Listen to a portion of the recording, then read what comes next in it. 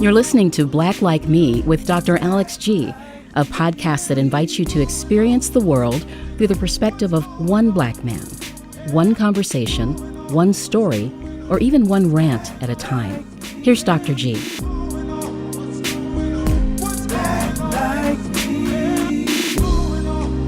Hey, welcome to another segment of Black Like Me with Dr. Alex G. In just a few minutes, I'm going to have a real important conversation with a colleague whose name is Aaron Perry, who's done some incredible things in terms of black men's health.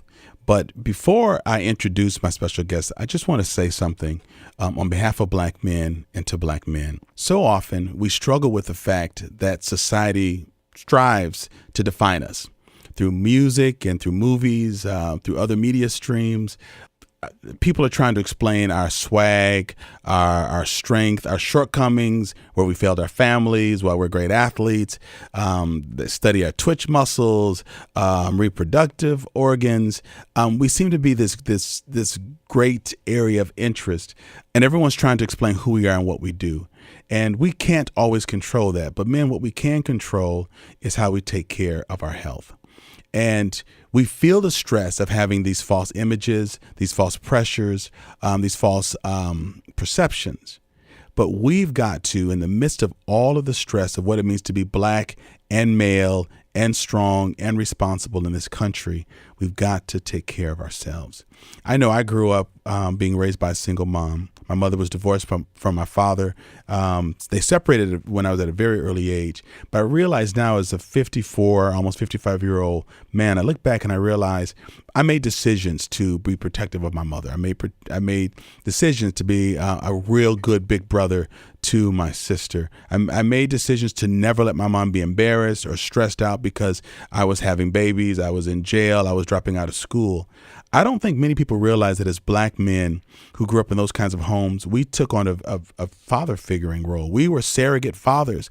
In some ways, although this is strange language, but I'll say it, we were surrogate husbands because mom would come home and she'd need some place to dump and talk about what she was experiencing at work or in life, or what she had experienced with a boss or a professor or a police officer.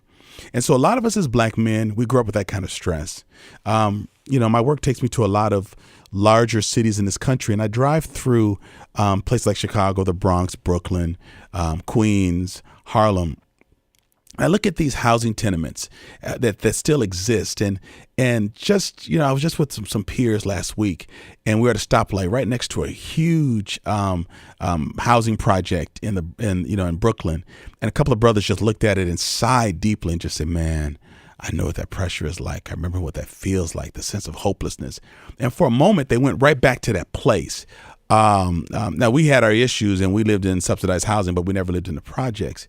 But these are men who are accomplished, advanced degrees, successful by anyone's rights. But just being at a street light 100 yards away from the entrance of one of these projects just took them back a little bit. And you could hear the frustration and the sense of hopelessness in their voice, and thinking that that's just a mere shadow of what the young men and women are feeling or experiencing inside.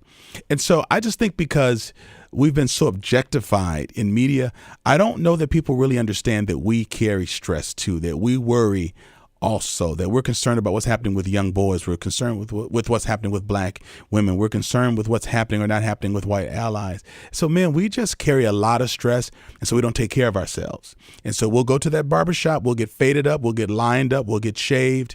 We'll do that. But, we'll kind of laugh when it comes to the prostate cancer exam or just a prostate exam each year. Or I talk to men who don't even have annual physicals. Or they'll avoid certain parts of it. And it's a mixture of fear, not thinking that it really matters. Or a lot of us have had dads, uncles, and other relatives die, and we've associated their deaths with their appointment. Not the fact that, doctor's appointments don't kill you. They identify things that do. But I think we've got these images and these ideas about what it means to care for ourselves, and it frightens us. Black men, it frightens us. It scares us. And I don't think we like to be scared. And we think going to the doctor will make us more afraid. And so we've got to really take care of ourselves. If you're black and male in America, I would say if you're 30, you need to be going to the doctor every year for a physical. I got a buddy in his 40s. His doctors told him he only needed to come in every other year. That's crap. I went in for an annual physical, and my doctor said that I shouldn't get the prostate exam because I won't even get into that, other than if something looked abnormal, I'd want to do surgery, and they've got other options, and sometimes that can cause complications. So he really encouraged me to not do the exam so that I wouldn't know what's going on in my body. And I was thinking, I'm a black man with good insurance. Check me out. So we have to advocate for ourselves. We can't just avoid things because they're costly and doctors don't want to recommend those things. I'm not making doctors out to be the bad people, but this is a business now, and you are responsible for your own health. You always have been. But man, we just carry a lot of stress, and our families and our communities are counting on us. So please, if you don't have a doctor, get a good doctor. Ask friends who their doctors are, what they like about them, what they don't like about them. Get good education. Don't get a doctor that just wants to throw you on medicine. Talk to doctors who ascribe to a more holistic approach. And that's what I like about my doctor, that we'll work on some of the pre-diabetic stuff, but let's look at exercise. Let's look at meditation, so I can go in an appointment and we can talk about stress and yoga and meds and exercise all at the and medical procedures all at the same time. Listen, going to the doctor does not have to be an ambulance ride. Take care of yourselves. Pastors, encourage your men to take care of their health. Wives, encourage your husbands, your sons, your brothers to take care of your health, because there are things that are treatable, preventable. They're like colon cancer is I heard from some local experts is almost 100% preventable through education and exams. So this should not be taking us out. And here's what you got to listen to, black men and folks who love us. No matter what the disease is, if it is prostate cancer, if it's throat cancer, if it's pancreatic cancer, we die more quickly than our white counterparts. And so, but our white counterparts are checking things out. They're reducing stress. Our white counterparts are taking vacation. They're going to the beach. They're hanging out. They're doing stuff. And we're just on the grind because there's so much stuff that's going on. We're so connected as a community so that even if a brother is shot 2,000 miles away from you, it impacts us individually, men. I know how we work. I know how our community is structured. And so something that happens to a young brother in Miami has an impact on how we see ourselves, our safety, our targetability. And so it just keeps adding to the stress. So we need to be in health clubs. We need to watch what we're eating. We need to take time for ourselves because young men and young women, our children are watching us, and we need to model greater health. And so many of these things can be controlled with diet, exercise, education, and early detection. So I just want to say that to you all. It's important that we take care of ourselves. And there are some things that we can do to reduce the kind of statistic that we've become. And so we've got a lot that take us out of here, men. We're getting shot in communities. We're dying in jail. There are drive-bys. There's so many things that are taking us out. But let's not be taken out by a spoon and a fork. Let's not take ourselves out with poor diet and the excuse of not taking out time for our exercise. And sisters, I've not forgotten about you. I've got to get folks in here like perhaps I've got some colleagues, in here and around the country who are speaking to black women's health issues as well. So you have your own set of stress, sisters, because you all are taking care of us. So you have to bear our stress as well. And we need you to be healthy. But so you need to take care of yourselves as well. And I want to have some guests in soon who can speak directly to you. But black men, brothers, uncles, grandpas, sons, it's time to take care of ourselves. Black men's health is an issue because black men's death, unnecessary death, is off the chart.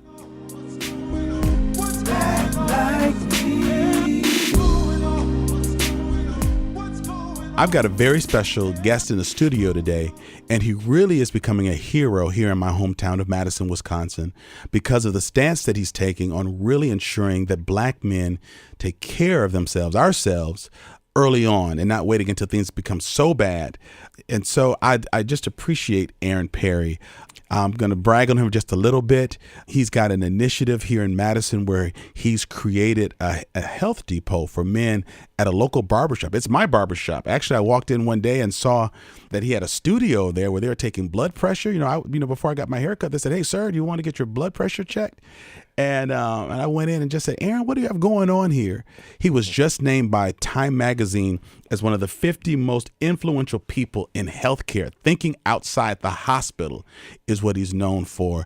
And he's been in our community for the past 18 years. We're going to talk a little bit about his story. But Mr. Perry, welcome to the Black Like Me Studios. I'm so glad that you're here today. Yeah, thank you so much. Love being here with you. All right. Well, listen, I don't know if you've got a chance to catch any of our episodes, but before we jump into the interview, I do something that's called a black ice breaker. Uh-huh. And so I just like to check in with my guests. No wrong answers. We're not trying to take anybody's black card away or anything like this. You're from Milwaukee, so you're going to know most of these anyhow. But grits or cream of wheat? Oh, definitely grits. Okay, now here's where we separate really the men from the boys here. Do you put, I assume you put butter in them, but sugar or salt? Sugar. Man, let me fist bump this out. Man, I had somebody in last week talking about salt and pepper on grits. Right. Now, that might be our generation. So it might be folks younger than us because you and I, we're young, early 60s guys. So I love that. Okay. Now, are you old enough to remember when blue jeans were ironed and they had a crease? Because people make fun of me. I still crease my jeans. So do you remember that? I just ironed a pair this morning. I did. And then hung them in the closet. They do. My goodness. I don't think, Eli, have you ever ironed a pair of jeans, Eli? No, just the tight roll. Fold it over. Yeah. That hipster tight roll? Oh, no, this was in the 80s. Oh, this is in the 80s? Like 90s, yeah, like the gotcha. Roll it up tight, tuck it in. Gotcha. Man, listen, growing up, have you ever yelled at your mom or told her to get out your room? Oh, no. Okay, all right. I can tell you still have teeth. That's a death warrant.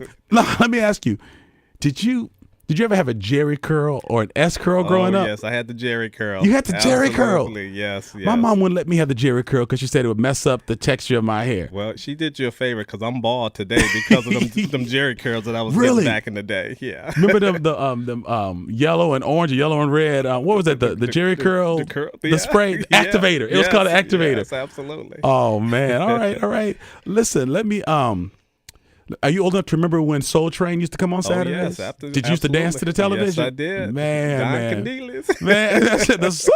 Yes, right. Do you know what a deuce and a quarter is? Yes, I do. Eli, do you know what a deuce and a quarter is? Not exactly. Electric 225. I've heard it. It's electric 225. It is an automobile. Yes, it is. Yeah. And so, do you know what it means when a deuce and a quarter has a diamond in the back? Oh, yes, absolutely. We had a lot of those cats in the neighborhood. That's why I remember that. That's what we wanted to grow up to be. Did you have play cousins growing up? Baby, people who you didn't find out until you were an adult were not blood relatives, but they were like your play cousins? Yeah, definitely. We had those in the neighborhood. My goodness. Are you old enough to remember the Flip Wilson show? Oh, yes. What was the female character's name? Oh, gosh. I remember he was everything. He was everything. He was the Martin Lawrence. Yeah, he was. Martin Lawrence. It was, what was it? Geraldine. Oh, yes. He did Geraldine. And do you remember when he was the judge? Remember what he used to sing when he would come in to do the, Here Comes the Judge. I don't remember that one. Man, I loved him. He was the first African-American to get his own variety show. Okay. Man, you're doing well. Let me see if I got anything else in here I want to ask you. Hey, did you have any relatives when you were growing up who had plastic on the furniture? Oh, yes. We had our plastic on the furniture. Did you? You grew up with that? Yeah, we couldn't get it dirty. So put the plastic on the furniture. Oh, man. Now, we asked this of a recent guest, and it stumped my audience. It stumped not my audience, but some of the white gentlemen who were in the audience. Right. When I asked, have you ever heard of the term tenderheaded? Do you know what it means to be tenderheaded? I think I do. I associate that with my mom used to tell him, not paying attention, or that's what I've always gathered. See, I was called tenderheaded because it hurt to pick my hair out. Oh, gotcha. Because I had long hair that would just kind of shrink down. So when you would comb it out, I do recall now. Mom sitting little sisters in between her legs, trying to pick that hair out. Trying to comb with that straightening comb. Like, girl, shut up! You just tenderheaded. Right. Let me see it. Let me get one more in here for you, young man. Did you play the dozens growing up? Oh yes.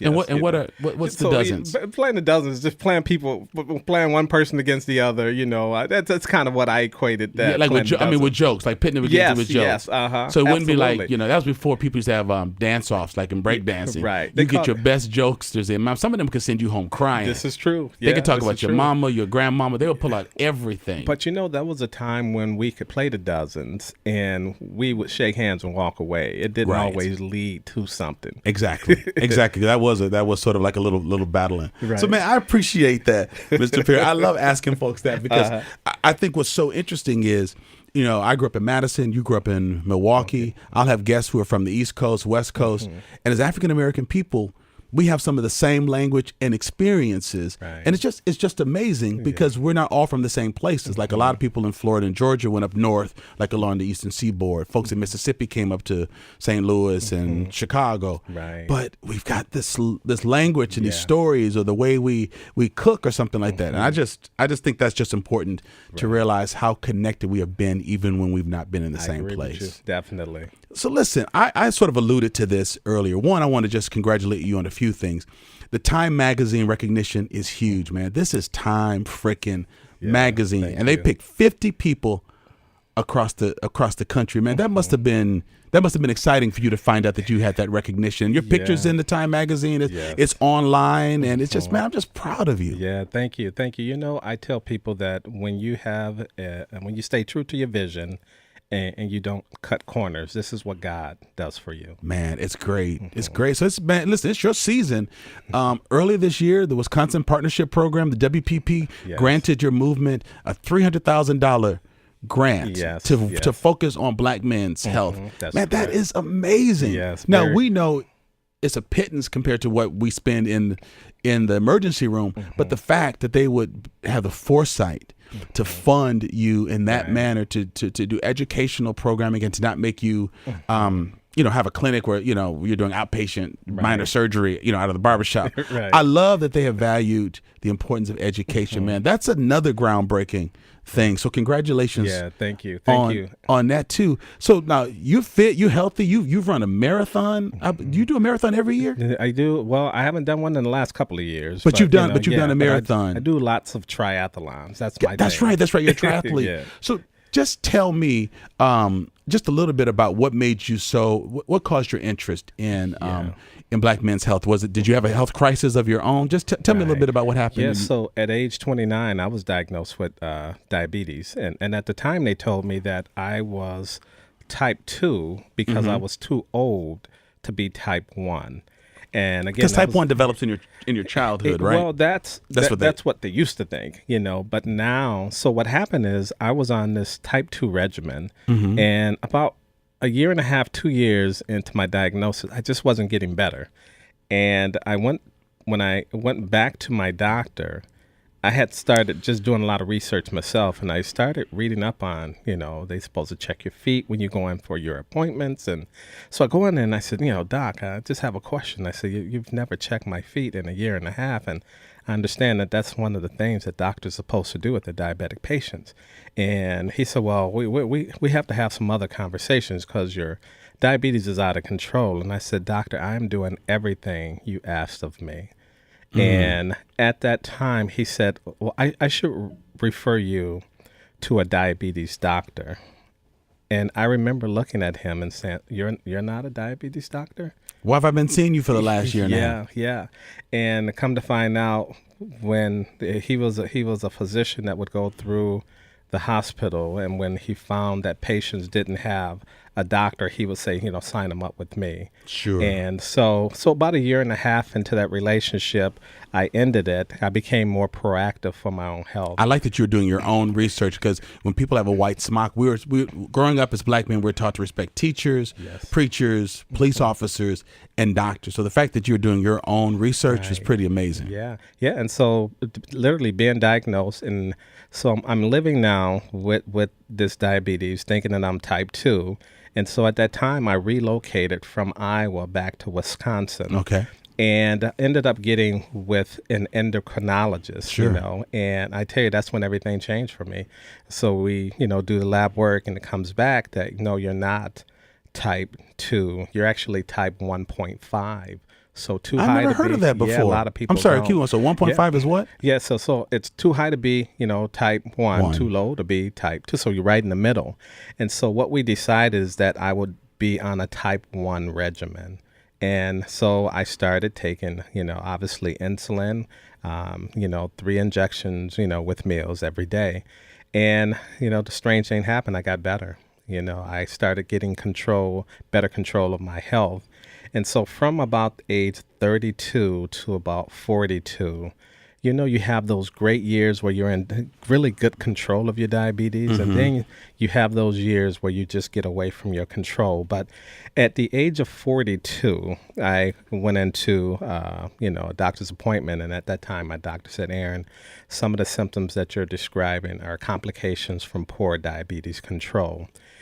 We really need to pick it up. We really need to focus on exercise and diet. And I remember saying, I saw this thing on TV called the Ironman triathlon. And I remember my doctor looking at me like, you can't do that, And he said, why don't you, after meals, just walk around the block and maybe even find a exercise bike and, maybe ride it a little bit. But the Ironman is really tough, and I just remember feeling that I didn't get that he believed I could do that. Mm-hmm. But I also have to be realistic that here it is. I'm coming in to talk about being an Ironman triathlete when the doctor just went over my labs and poor control of my diabetes. I'm technically obese, I was 36% body fat. And so after I left my doctor's appointment, I signed up for the Ironman the very next day. And 362 days from the day myself and my doctor had that conversation, I crossed the finish line of my first Ironman. Wow. And, the great news was hearing that you're the world's first African-American diabetic to do an Ironman. I never even knew that those statistics were kept. No, I didn't know they kept those. But I own that one. Probably... Well, we probably stand out because you got to do that 1/2 mile swim. Or is it 2 mile swim? It's 2.4 mile swim. See, that cuts brothers out, right? Right there. Yeah, 2.4 mile swim. Triathlons are racist. Yeah. If they, I'm teasing. I can swim. I just can't swim for over a mile. So man, okay, you did yours in Madison? Yeah, I did that. Where'd you do your swim in Windsor or Lake Winona? Actually, I started at the Princeton Club pool, and then we transitioned to Lake Law Park, and there was some days that I was over in Lake Wingra and Law Park, Lake Monona. It's two different beasts. Those are two. Man, so you said it's a mile? Because just 2.4 mile swim. You swam for 2 miles? No, and for the actual race, what lake were you in Monona? Monona, yes. You swam for 2 miles in Monona? Yes. Did you get scared? You know what? Training, I went through all of those emotions. And this is why I said, God is good because, I had to fall on my prayer because I wanted to be an Ironman. But in order to be an Ironman, you got to get through that 2.4 mile swim. I would have stayed close to the shore. I would have swam from beach to beach. Right. Listen, I get nervous in a boat that far out. Yeah. So you finished the line. I think, did you tell me the story that your doctor was actually at the finish line? Yes. So your doctor actually got to see you finish. One of my physicians. So I ended up, what happened is that they would always volunteer for the health tent. Okay. So apparently on this day, not a lot of athletes was coming into the health tent, but they decided to come to the finish line just to greet the finishers. And I remember the race started at 7 a.m. Wow. I crossed the finish line at 11:35 at night. And I just remember crossing the finish line and hearing this voice, "Good job, son. Man, you look like you can do another 20 miles. I said, Doc, it's me. It's Aaron. He didn't even recognize me. He didn't even recognize you? No, but I had went through, I took the training serious because I really wanted to be an Ironman. And, that's amazing. I started at 246 pounds. On race day, I was 185. Oh my goodness. I think I was 36% body fat. On race day, I was 3% body fat. I had complete control of my diabetes to the point where from June through October, I didn't take any medication.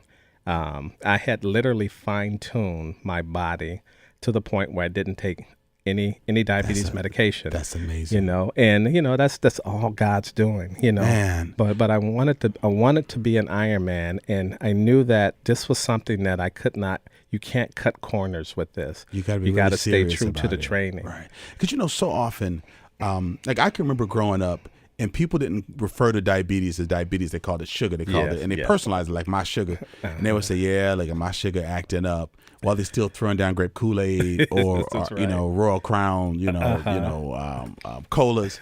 Right. But I like the fact that you realize that it's treatable. That's something people don't understand about diabetes, that it is a death knell. Yeah. If you don't take care of it. Yes. Because I remember my doctor telling me that I was pre-diabetic. But it's one of the things that, as you mentioned, with diet, with exercise, with stress reduction, people can actually, in many cases, can dial things back on it. So do you remember, like, when you were in the throes of it, how high your A1Cs were? Do you remember how bad? I'll go back to even when I was diagnosed. I remember sitting with this little nurse, young nurse, and she was very nice. But I remember they did obviously the lab work.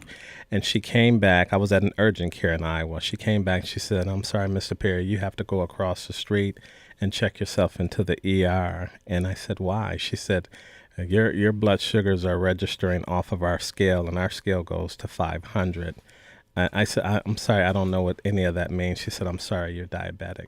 Because you're supposed to be like about 100 and lower? Yeah, between, they say 80 and 110 was what at the time. And you were over 500? Over 500. They probably don't even know why you weren't blind or how you could even walk in there. Right. Well, the strange thing is that I was sharing a lot of my symptoms with the nurse at the company that I worked with at the time. And her recommendation was, you must have a bladder infection. So just drink cranberry juice.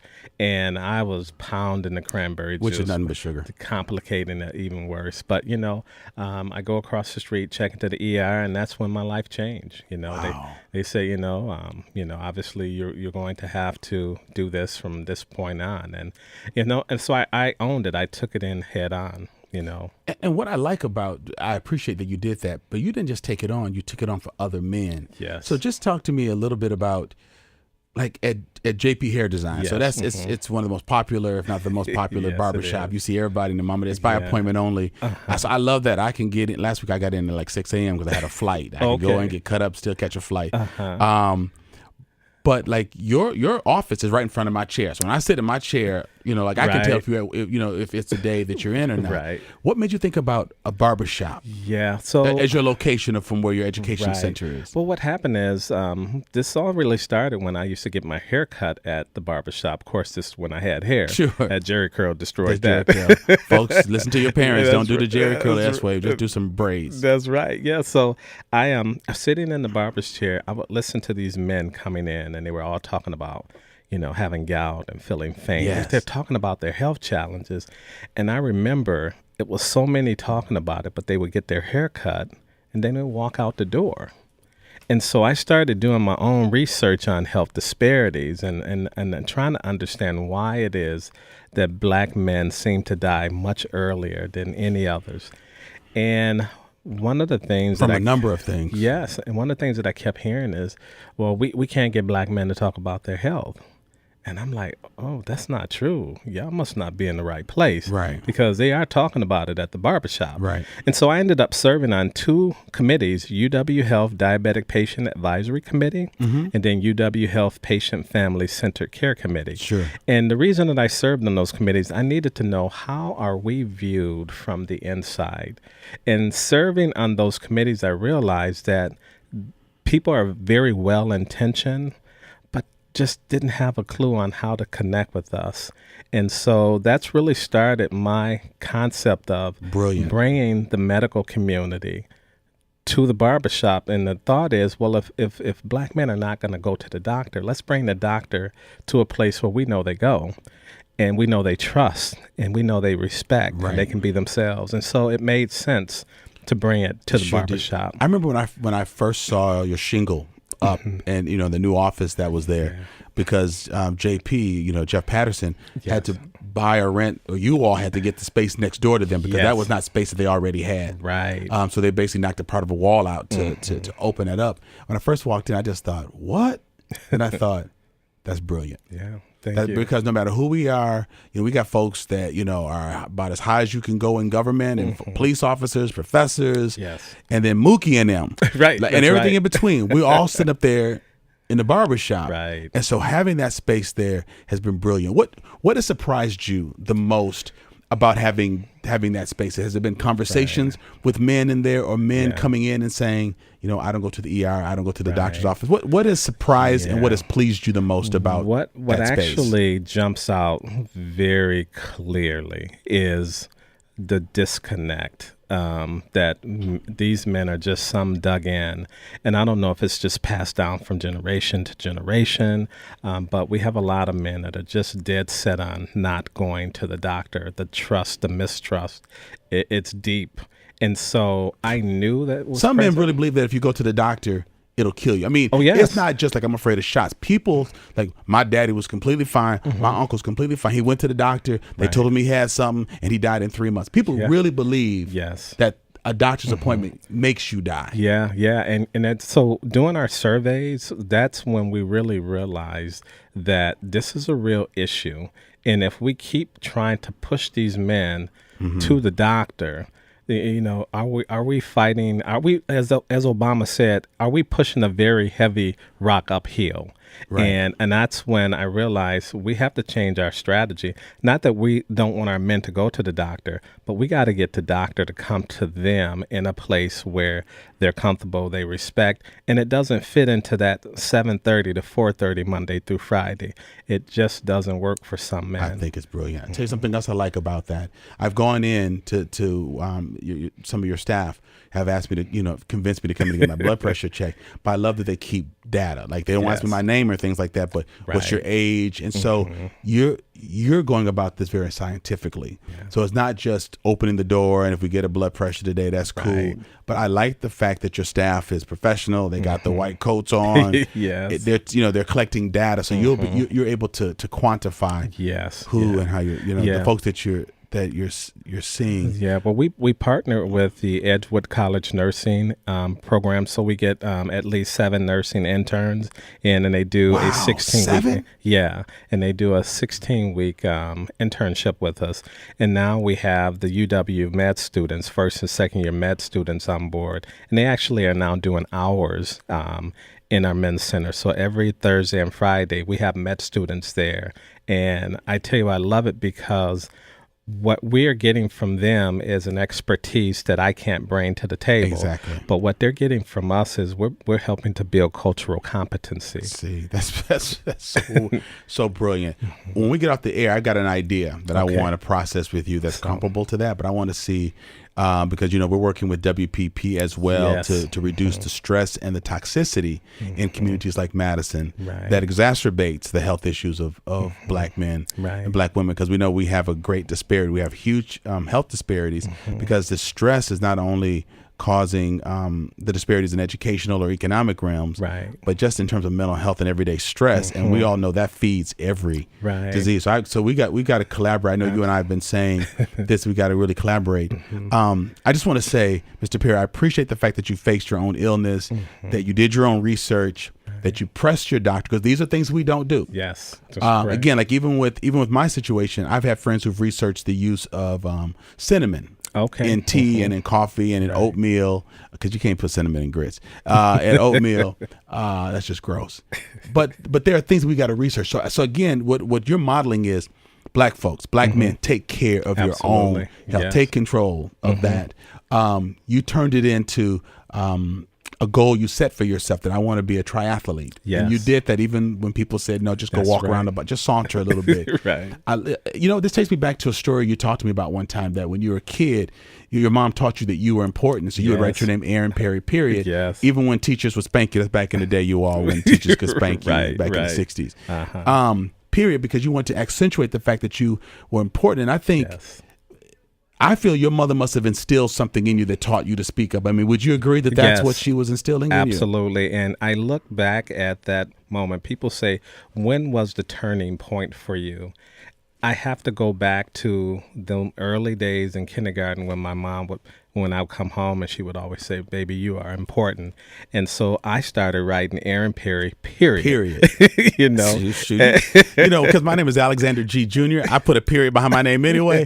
But if I didn't have that junior, I couldn't have that period. I like what you're saying. Mm-hmm. I like that. Yeah. Hey, listen, a couple things I want to ask you because I know, you're out here saving lives. And so you got to get on to the next thing. One, how can community leaders in other places find you in order to come and see what you're doing, check up what's happening online, connect you as a consultant if someone wants to fly you in or bring you in to help them? How would people find you who are listening? Because we have people all over the country listening to this podcast. Yeah, well, I can throw my website out there. It's Rebalanced Life. So I'll spell that out because people get confused. REBALANCED-life.org. And so that's our website. And then obviously I can throw my email out there. Throw your email out. It is Ironman Aaron, AARON, and IronmanAaron49@gmail.com. All right. And we will put links up to that on the podcast because this podcast is going to be, I'll let you know when it's out. It's going to be out soon. But we actually have a notes section. Okay. So we have a little bit of your bio and people will actually be able to take this and click it. Because part of what I want to do is not only have people on the show because it helps me do my show, but I want to promote what good brothers and good sisters are doing around the country. The other thing I want to ask you is if you can just take maybe 15 seconds about your men's conference, your men's health, Black Men's Health Conference in February. Yes. Because folks around the state might want to come and check it out. And we want people to, because, we in Wisconsin, we easily get to St. Louis or St. Paul, Minnesota. So folks who are listening in Missouri and Minnesota and Illinois, y'all can get here for this conference. So tell me a little bit about the upcoming conference. Yeah, so we purposely host our Men's Health Symposium. We're off to a good start. And the goal of that is when men set New Year's resolutions, they tend to last for 30 to 45 days. With our men's conference, we want to help them sustain it throughout the year. Right. So we have the Men's Health Conference. This is our 5th year doing it. The last 3 years we've done it, hosted it at the Fountain of Life Church. It has been spectacular, beautiful area to host it. That's the church I pastor, Black Like Me listeners. Yes, go ahead. Yeah, and so it's going to be February 2nd at Fountain of Life Church, 9 a.m. to 3 p.m.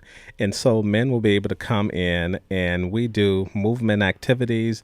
We have speakers coming in. I actually just connected with one of my high school colleagues who is kind of a big time actor, movie star. So Mr. Dan Green, we're going to fly him in. Good. Because he has his own testimony of being, arising as an actor and a comedian, but he also had been dealing with some prostate cancer, but he overcame it. So he's going to come in and do a little comedy show and also talk about his challenges. And then we're just going to have fun for the day and just build that brotherhood where we can stick with each other and help each other sustain our commitments and our resolutions for the entire year, not just for a couple of months. Man, that is fantastic. So listen, help us share this information. Put it on your calendars. You may know someone in the Madison, Wisconsin area. Help them to understand this. Encourage your fathers, your uncles, your sons, yourself to go get checked out and taken care of because we need you in the communities. And again, as you're listening to this, you can go to the notes section and you can reach Mr. Perry. Again, he said his email is ironmanaaron49@gmail.com. Go to his website, check things out. But this man is literally saving lives. And he did not allow diabetes 1.5 to take him out, but he's reaching back and rescuing others. So he's sort of a Harriet Tubman of sorts for Black men because we have enough to deal with. And the stress that we've been keeping inside is killing us men. Mm-hmm. Unlike our fathers and grandfathers who got outside and walked and worked on cars and chopped wood and cotton. Right. My mom is almost 80 and she's healthier than women who are 50 and 55 because their generation used to move. Right. So we've got the comforts of these sofas and cars, but we don't move enough. And Black men, if we have ever needed to be around and for a long time and strong for our kids and our community and our families, it is now. So please take care of yourselves. You want to say anything, any partner thing, Mr. Perry? So I had a conversation with a kid, 6th grader.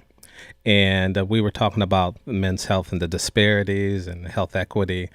And this 6th grade kid said to me, he said, Mr. Perry, do you believe that because there's no money in black men's health, that's why they forgot about us?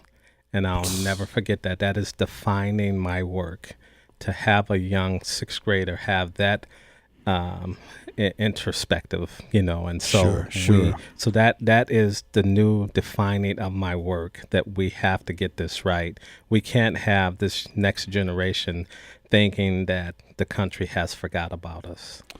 This is fantastic. I know in another life, Mr. Perry, you were a law enforcement officer where you saved lives, protected the community. Yeah. You changed uniforms, but you are still saving lives and protecting our community.